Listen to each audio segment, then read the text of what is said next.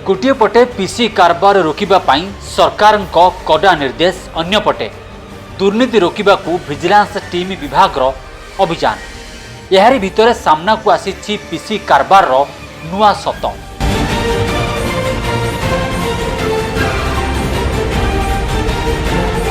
केंद्र मोदी सरकार स्वच्छ भारत मिशन जरिया प्रत्येक लोकंकु मागणारे पाइखाना जोगाई दिया जाउछि। हेले कलाहांडी जिलार करलामुंडा ब्लॉक आदर्श पंचायत बोरपदर रे घोटाला उपरे घोटाला चली।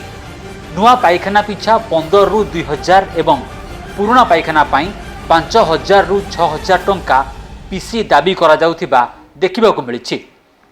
पंचायत स्तर में नियुक्ति होइतिबा मोटिवेटर एवं दलाल मानक जरिया कार्यनिर्वाही जंत्री सलासुतरा होई सरकारी योजना को हड़प करिबारे व्यस्त।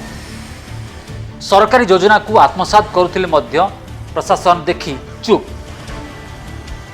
बोरपदर पंचायत रे जेतिकी सरकारी योजना कार्यक्रम करिबा पई अर्थ आसुची ताहा दलाल एवं असाधु प्रशासनिक अधिकारी सलासुतरा रे कार्य करुची।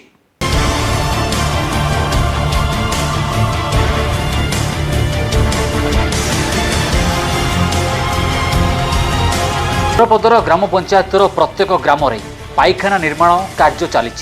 हेले केउ परिवार प्रत्येक सदस्य ना रे पाइखाना तो आउ केउ परिवार एही योजना रु संपूर्ण भावे वंचित। केतक हिताधिकारी ना रे उठुची पैसा हेले जानी पारु नाहंती हिताधिकारी।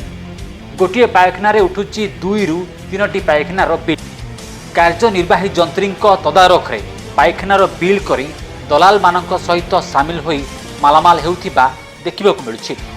कलाहांडीरू पवित्र साहू को रिपोर्ट, टीवी पीसीआर।